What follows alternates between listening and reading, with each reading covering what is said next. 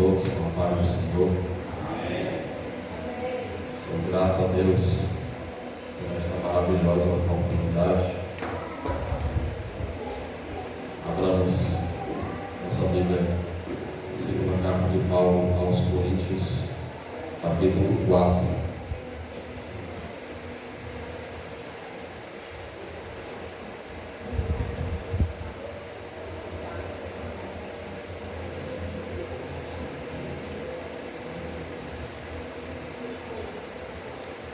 Todos acharam?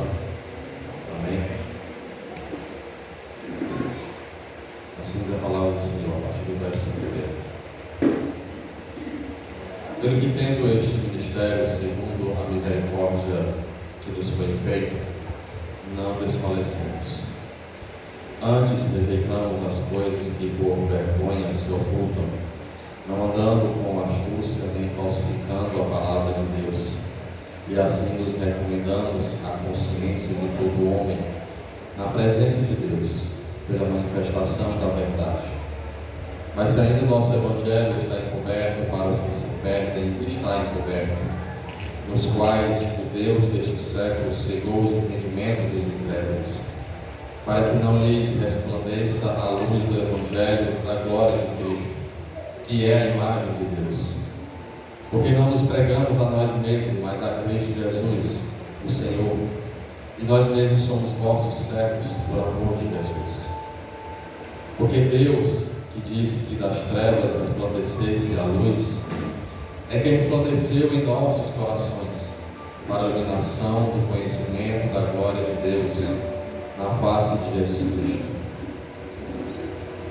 Temos, porém, esse tesouro em vasos de barro, para que a excelência do poder seja de Deus e não de nós.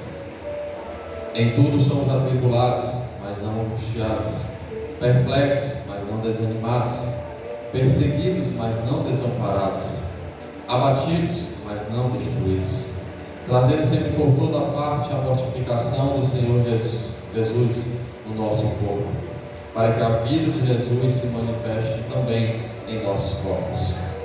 E assim nós que vivemos, estamos sempre entregues à morte por amor de Jesus, para que a vida de Jesus se manifeste também em nossa carne mortal, de maneira que em nós opera a morte, mas em vós a vida. E temos, portanto, o mesmo espírito de fé, como está escrito: criei, por isso falei. Nós cremos também, por isso também falamos, sabendo que o que ressuscitou o Senhor Jesus nos ressuscitará também por Jesus e nos apresentará conosco. Porque tudo isso é por amor de vós, para que a graça, multiplicada por meio de muitos, torne abundante a ação de graças para a glória de Deus. Por isso, não desfalecemos, mas ainda que o nosso homem exterior se corrompa, o interior, contudo, se renova de dia em dia. Porque a nossa leve e momentânea tribulação produz para nós um peso eterno de glória muito excelente, não atentando nós nas coisas que se veem, mas nas que se não veem. Porque as que se veem são temporais, e as que se não veem são eternas. Glorificado seja o nome do Senhor.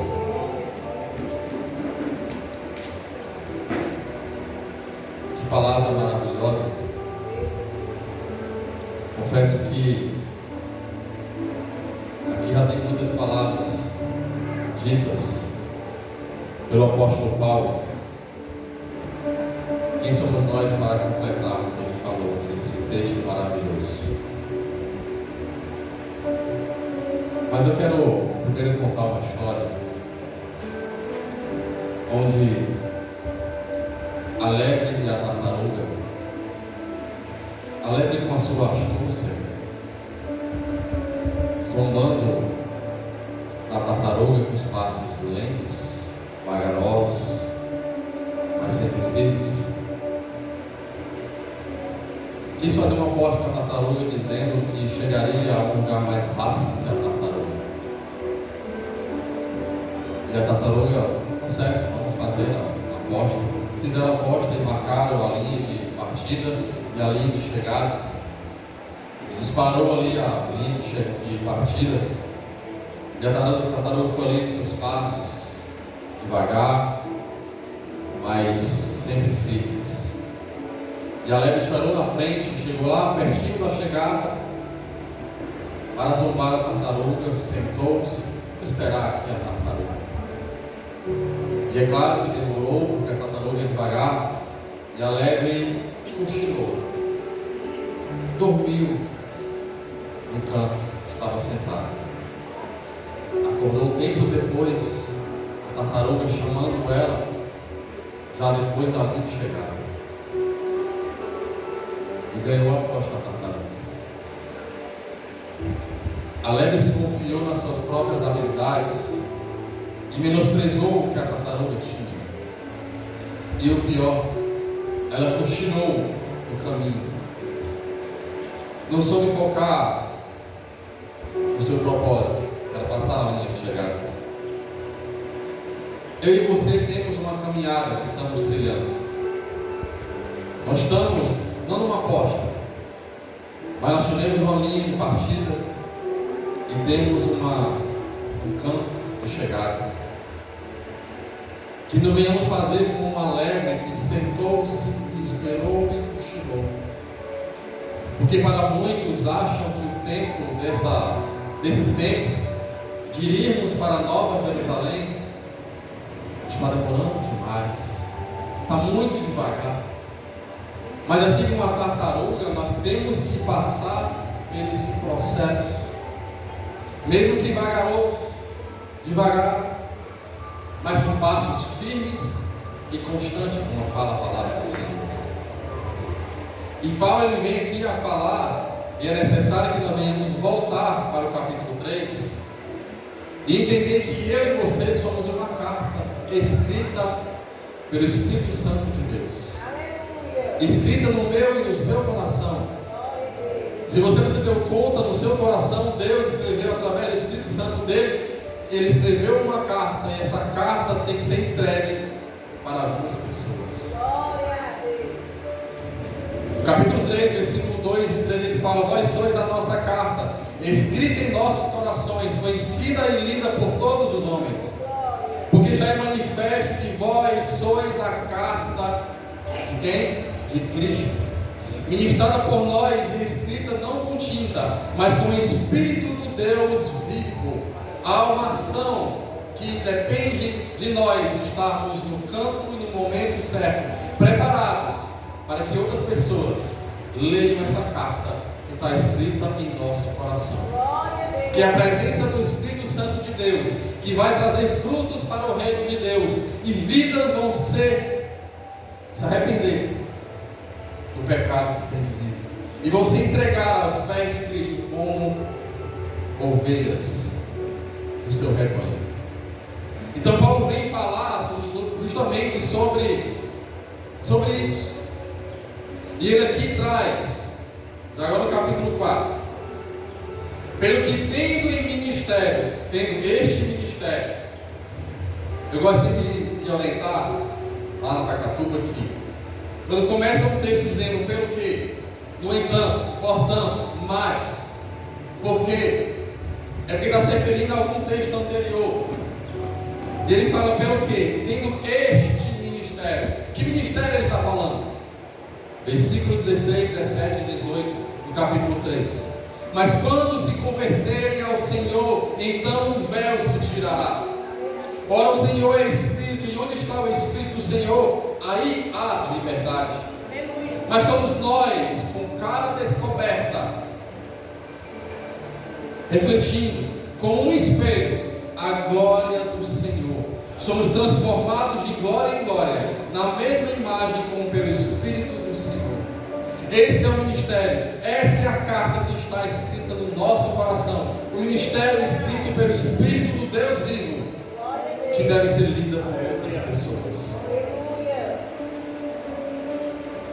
E quando temos essa carta em nosso coração, ora, o Senhor é Espírito, e onde está o Espírito do Senhor, aí há liberdade. Você quer ter liberdade? Busca o Senhor em Espírito e em verdade.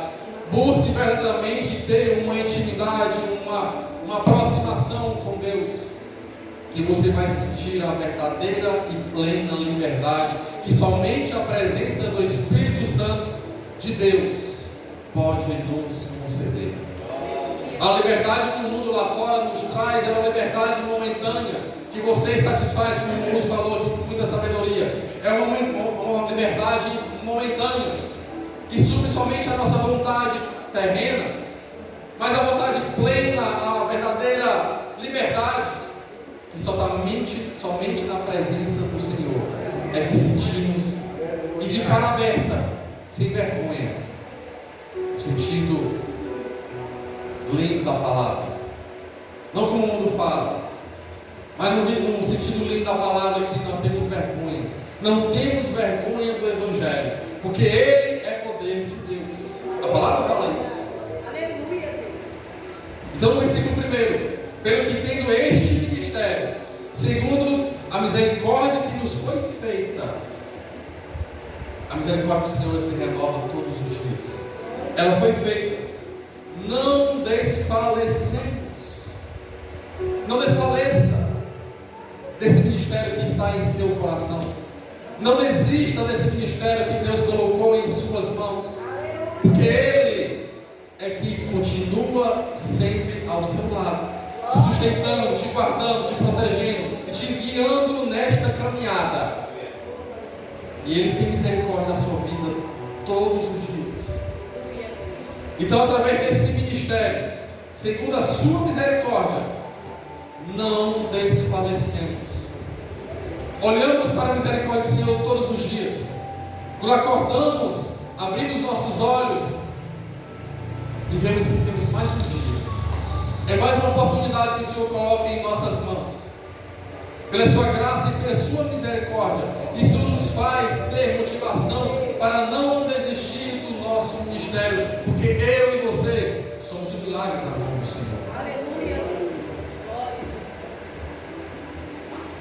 E aí no versículo 2: antes rejeitamos as coisas que por vergonha se ocultam, não andando com as astúcias, nem falsificando a palavra de Deus. O inimigo, ele é astuto e malicioso. Ele é facilmente você perceber quando a mensagem não é verdadeiramente de Deus, porque a mensagem do inimigo, ele vem primeiro com astúcia, querendo te trazer ofertas, propostas. E o inimigo, vamos falar aqui no versículo 3: mas se ainda o nosso evangelho está encoberto, para os que se perdem está encoberto, nos quais o Deus deste século cegou os entendimentos dos incrédulos. O Deus deste século, Deus que reina neste mundo, Ele tem cegado muitas e muitas pessoas pelo falso evangelho. Aquela velha história que o pastor Nélia gosta de contar.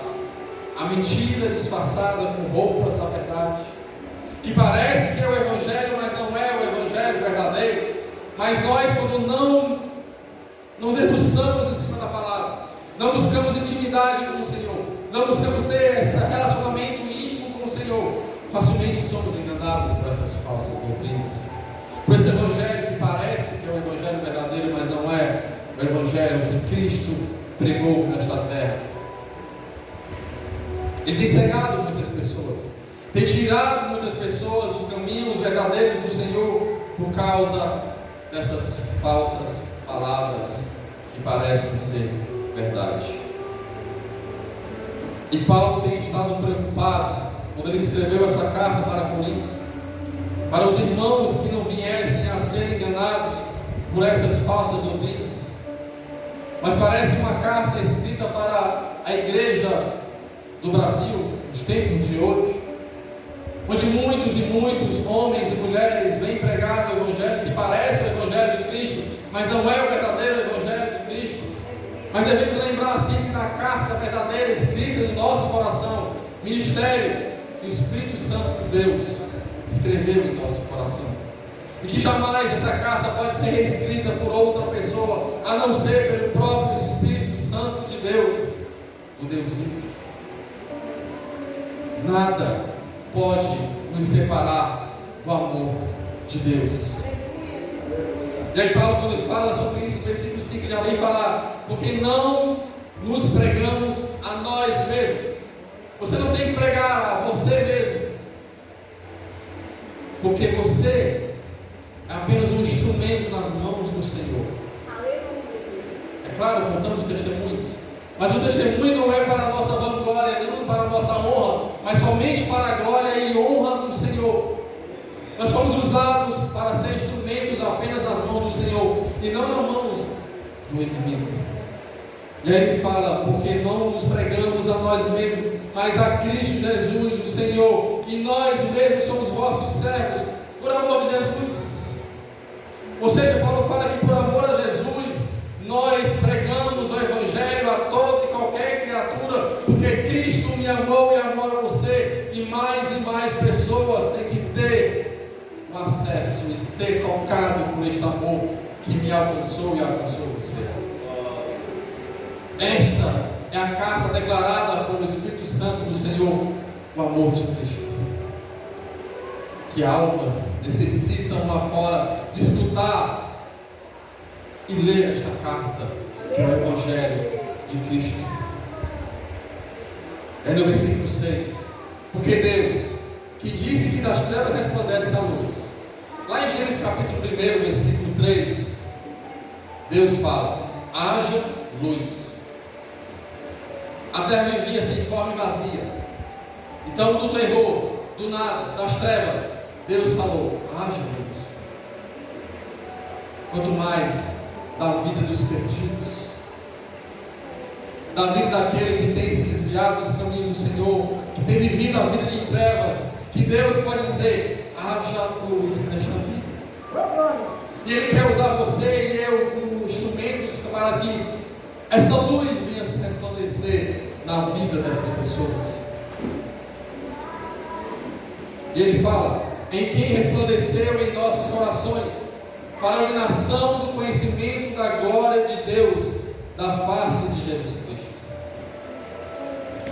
Eu e você podemos ser somente aquele fósforo que acende a chama do Espírito Santo, daqueles que estão em trevas e que necessitam ser alcançados por esta palavra de conhecimento da glória de Deus, revelada através da face de Jesus Cristo.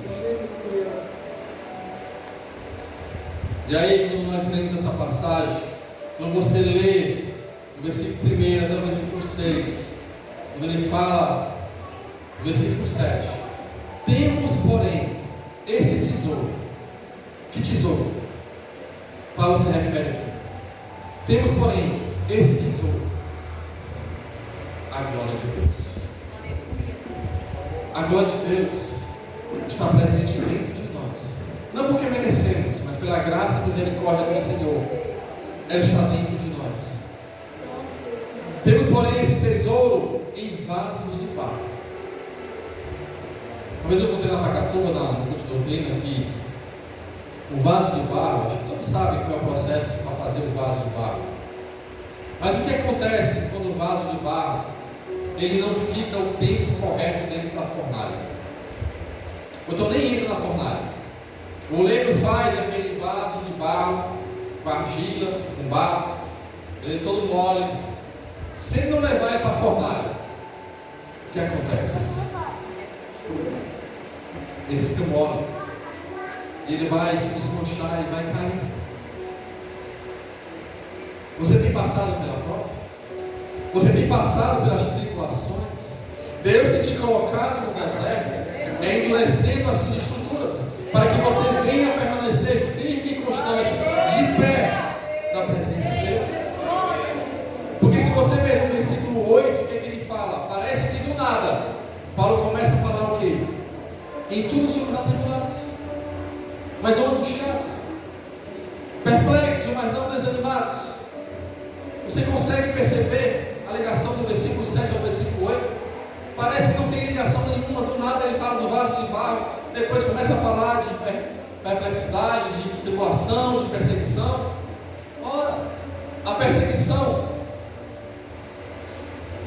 a tribulação, ser perplexo, perseguidos, abatidos, é o processo que o vaso de barro tem que passar para se estar firme, para que a glória de Deus preencha esse vaso de barro. Porque um vaso de barro amolecido, ele não serve para nada. Ele só serve para ser o quê? Destruído e cair em terra. Então aceite o Senhor te colocar no deserto, na tribulação, nas perseguições, para que você possa ser preenchido pela glória de Deus. Não questione a Deus, porque você vai ser atribulado, você vai estar perplexo por as coisas que vão acontecer, você vai se sentir perseguido, você vai estar abatido, mas nunca o Senhor vai te deixar ser angustiado, nunca vai te deixar desanimado, Ele nunca vai te deixar desamparado, Ele nunca vai te deixar destruído, porque Ele vai te preencher com a glória dEle em você.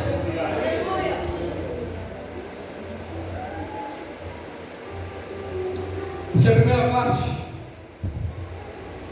mostra e revela a nossa fragilidade como ser humano, a fragilidade da natureza humana, a tribulação, perplexo, perseguição, abatidos, tudo isso é nossas fragilidades. Mas em contrapartida existe o poder de Deus, não desanimados, não angustiados, não desamparados, não destruídos. Através da nossa fragilidade humana, Deus revela o seu poder. Porque quando estou fraco, aí é que estou forte. Mas quando eu quero achar que sou forte, aí é que eu sou fraco. Porque a glória de Deus não vai estar presente em nossa vida. E o vaso vai estar amolecido. E vaso amolecido, qualquer dedo que você colocar no vaso de barro mole, fica amargo, não fica? Qualquer poeirinha que bater nele, fica grudado.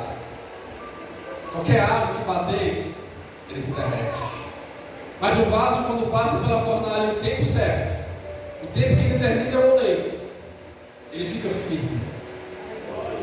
Pode às vezes jogar o vaso no chão, ele não se quebra. Ele pode rachar, mas ele não se quebra.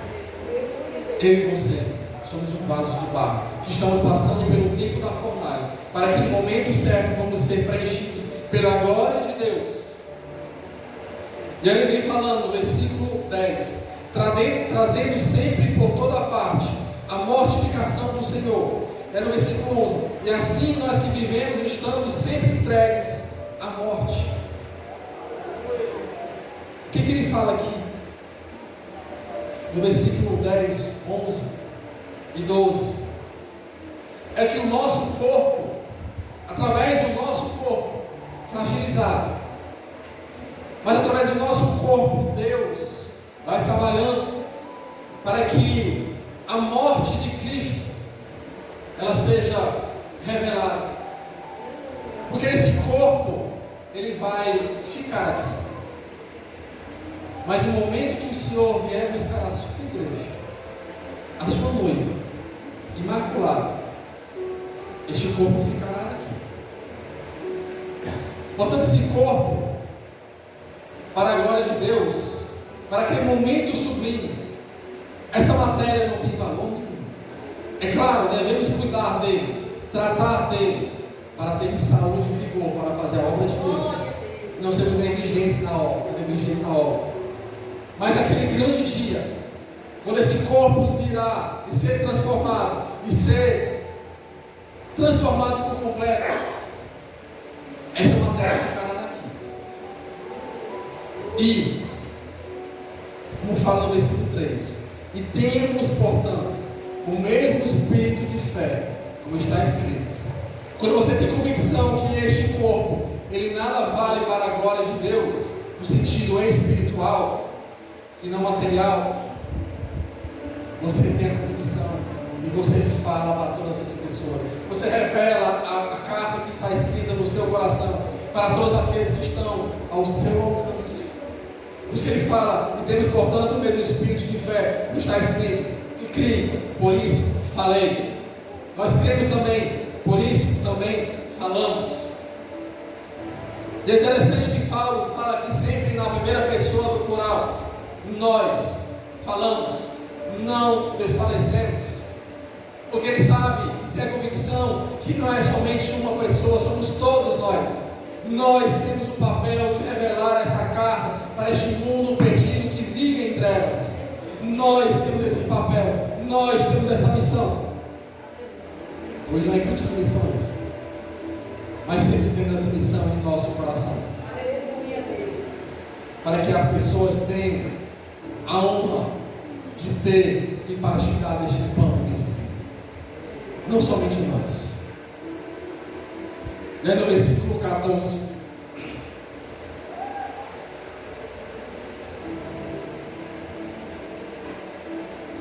Sabendo que o que ressuscitou o Senhor Jesus nos ressuscitará também por Jesus e nos apresentará convosco. Aqui se findará as angústias, as perseguições, as tribulações serão findadas. Assim como Cristo ressuscitou ao terceiro dia, nós seremos também glorificados. Esse corpo será redimido e seremos glorificados, não para a nossa honra e para a nossa glória, mas para a honra e glória do Senhor. Subiremos com Ele, nos juntaremos com Ele nos ares e moraremos com Ele na Nova Jerusalém para a vida e vida eterna.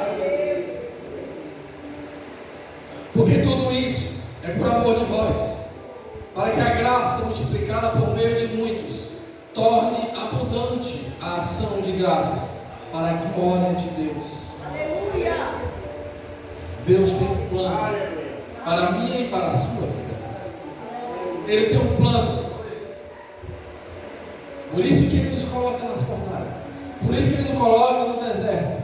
Por isso que Ele nos coloca na prova. É nos preparando para recebermos algo maior. Naquela cidade, a Nova Jerusalém, esta ceia será diferente. O próprio Cristo nos colocará o pão em nossa mão. O próprio Cristo nos servirá, não porque merecemos, mas porque Ele é maravilhoso, porque Ele é misericordioso, porque Ele é digno de toda honra e toda glória. E não haverá sol, porque a própria face do Senhor brilhará sobre a nossa vida. E não podemos perder isso de vista. Não podemos perder esse plano de Deus em nossa vida, que nada pode nos separar do amor de Deus.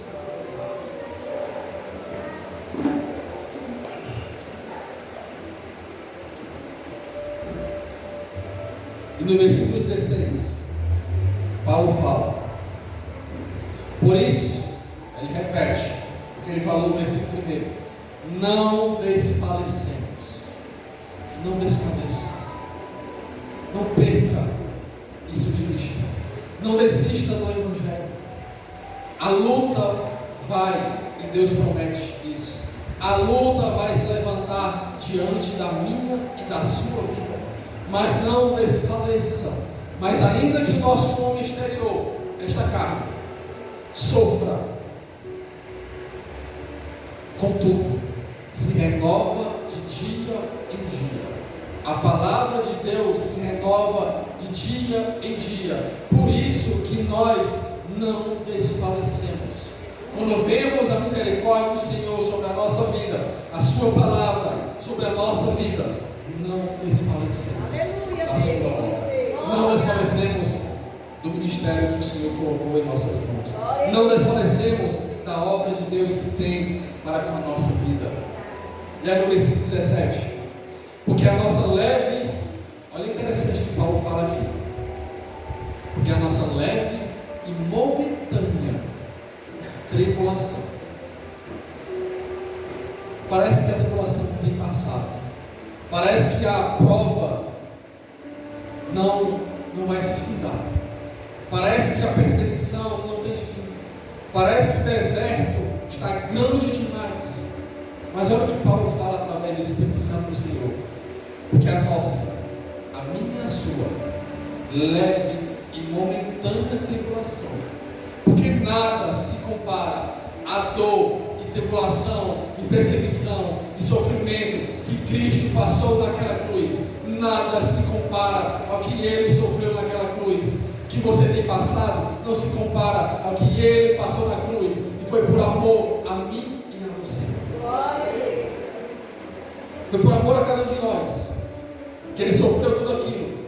Por isso que Paulo fala, porque a nossa leve e momentânea tribulação produz para nós um peso eterno de glória muito excelente.